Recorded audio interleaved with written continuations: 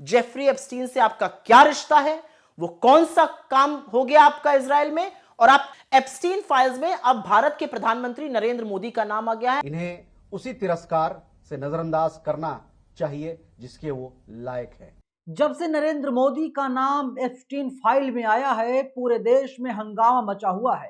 Bharatiya Janata party ने कबूल कर लिया है कि नरेंद्र मोदी का नाम एप्स्टीन फाइल में है, और अब अमेरिका लगातार नरेंद्र मोदी के ऊपर दबाव बनाने का काम कर रहा है, नरेंद्र मोदी को झुका दिया है। मेल में क्या कुछ है बताऊंगा, लेकिन उसके पहले एक खबर देख लीजिए। कांग्रेस पार्टी कहती है ट्रंप ने अनाउंस कर दिया है कि भारत अब ईरान की जगह वेनेजुएला से तेल खरीदेगा। मतलब नरेंद्र मोदी अब पूरी तरीके से डोनाल्ड ट्रंप के कब्जे में आ चुके हैं। सुरेंद्र राजपूत ये कहते हैं जहां जाइएगा मोदी को पाइएगा, चाहे सुविख्यात जगह हो या कुविख्यात लोग। एप्स्टीन फाइल में नरेंद्र मोदी का नाम आ गया है। अमेरिका के सीरियल रेपिस्ट, बाल यौन अपराधी और मानव तस्कर जेफरी एप्स्टीन ने 9 जुलाई 2017 को एक मेल में लिखा। वो मेल बहुत इंपॉर्टेंट है। उस मेल में है, the Indian prime minister Modi took advice and danced and sang in Israel for the benefit of the US president. They had met a few weeks ago. It worked. अभी तक नरेंद्र मोदी के बारे में पता नहीं चल पाया है कि जो जो गंभीर आरोप बिल गेट्स के ऊपर लगे हैं, ऐसे आरोप नरेंद्र मोदी के ऊपर लगे हैं या नहीं लगे हैं कागजों में। जो चिट्ठी आनी बाकी है, पता नहीं आएगी या नहीं आएगी, लेकिन पूरे देश का जो राजनीतिक टेम्परेचर है वो गर्माता हुआ दिखाई दे रहा है। अब आप सोचिए एप्स्टीन कौन है। एप्स्टीन जाहिर सी बात है उसके बारे में कहा जा रहा है कि वो बच्चियों की तस्करी किया करता था और छोटी छोटी बच्चियों को यौन अपराधों में शामिल किए हुए था। इसके साथ ही साथ तमाम बड़े बड़े राजनेता जाते थे वहां पर, शराब होता था वहां पर शराब भी होती थी और जा करके लोग मौज काटते थे पैसे दे करके। वैसे भी भारतीय जनता पार्टी के तमाम नेता सवालों के घेरे में हैं। वो धाकड़ के बारे में आप लोग जानते होंगे, चिन्मयानंद है, कुलदीप सिंह सेंगर है और तमाम बहुत लंबी चौड़ी फहरिस्त इन लोगों की है। अब फोटो आना बाकी है, ऐसा सोशल मीडिया पर लगातार लोग कह रहे हैं।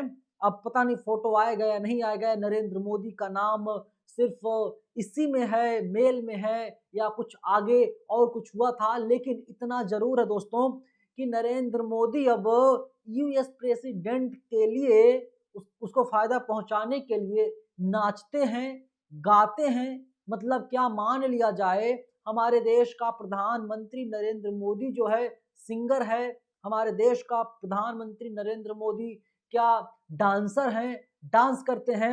अब तक सोनिया गांधी को लेकर के भाजपा और जो इनके तमाम दलाल पत्रकार हैं वे लोग कहा करते थे कि सोनिया गांधी का नाम ना जाने क्या क्या है। इसके साथ ही साथ ये लोग कहते थे कि वो बार में डांस क्या करती थी, लेकिन नरेंद्र मोदी जा करके डांस कर रहे हैं। आगे सुरेंद्र राजपूत हिंदी में समझाते हैं, एप्स्टीन का साफ कहना है कि मोदी ने मुझसे सलाह ली और अमेरिकी राष्ट्रपति के फायदे के लिए इजराइल में जाकर नाचे और गाएं। यह भी कहा कि ये काम कर गया। याद रहे प्रधानमंत्री मोदी 4 से 6 जुलाई 2017 के बीच इजराइल दौरे पर थे। इसके 3 दिन बाद एप्स्टीन ने यह मेल लिखा है। अब आप सुप्रिया सिनेत को सुनिए। ये कितना शर्मनाक है इसका अंदाजा आप खुद लगाइएगा, जो कुछ बातें मैं अगले कुछ मिनटों में कहने जा रही हूं। एप्स्टीन फाइल्स में अब भारत के प्रधानमंत्री नरेंद्र मोदी का नाम आ गया है। अमेरिका के सीरियल रेपिस्ट, बाल यौन शोषण के अपराधी, मानव तस्करी के अपराधी जेफरी एप्स्टीन ने 9 जुलाई 2017 को एक मेल में लिखा, the Indian prime minister Modi took advice and dance and sang in Israel for the benefit of the US president. They had met a few weeks ago. It worked. मतलब Epstein का साफ कहना है कि नरेंद्र मोदी ने मुझसे सलाह ली और अमेरिकी राष्ट्रपति के किसी फायदे के लिए इजराइल में जाकर नाचे और गाए और यह काम कर गया। कुछ तारीखें सुनिएगा। प्रधानमंत्री मोदी 4 से 6 जुलाई 2017 के बीच इजराइल के दौरे पर थे और एप्स्टीन ने यह मेल उसके ठीक 3 दिन बाद लिखा। इजराइल दौरे से पहले 25 से 26 जून 2017 में मोदी अमेरिकी राष्ट्रपति ट्रंप से मिलने अमेरिका गए थे। इन कड़ियों को जोड़िए तो समझ में आता है कि मोदी जून 2017 में अमेरिका गए, वहां एप्स्टीन की सलाह ली और इसके एक हफ्ते बाद 4 से 6 जुलाई वो इजराइल पहुंचे, जहां पर सलाह के मुताबिक वो नाचे गाए और उनका काम हो गया। मतलब साफ है कि प्रधानमंत्री मोदी का जेफरी एप्स्टीन के साथ एक गहरा और शायद पुराना नाता है, जो भारत के लिए शर्मनाक है। भारत जो दुनिया में नैतिकता की, गरिमा की, प्रतिष्ठा की धुरी है, उसको आपने तार तार कर दिया। और अब आप चुप नहीं रह सकते, आपको जवाब देना होगा कि जेफरी एप्स्टीन जैसे दुष्चरित्र और घिनौने आदमी से आपका रिश्ता कैसे है। आप ऐसे आदमी से किस बात की सलाह ले रहे थे? आप अमेरिकी राष्ट्रपति के कौन से फायदे के लिए इजराइल में नाच और गा रहे थे? और एप्स्टीन ने जो अंत में लिखा है, इट वर्कड, इसका क्या मतलब है? आपको इस बात का जवाब इसलिए देना पड़ेगा क्योंकि देश आपसे जवाब मांग रहा है। एक ऐसे व्यक्ति से आपका संबंध होना, जेफरी एप्स्टीन आपकी बातों का खुलासा कर रहा है, ऐसे व्यक्ति से आपका रिश्ता होना, यह कैसे मुमकिन है? हम तमाशबीन नहीं बने रह सकते, आप चुप नहीं रह सकते, आपको जवाब देना होगा। जेफरी एप्स्टीन से आपका क्या रिश्ता है? वो कौन सा काम हो गया आपका इजराइल में, और आप क्यों नाचे गए थे इजराइल जाकर? चलिए आगे बढ़ते हैं। और अब आपको लगातार मैं सुरेंद्र राजपूत का पोस्ट दिखा रहा हूं। इसमें साफ तौर पर लिखा है कि इजराइल दौरे से ठीक पहले 25-26 जून 2017 को मोदी अमेरिका में राष्ट्रपति ट्रंप से मिले थे।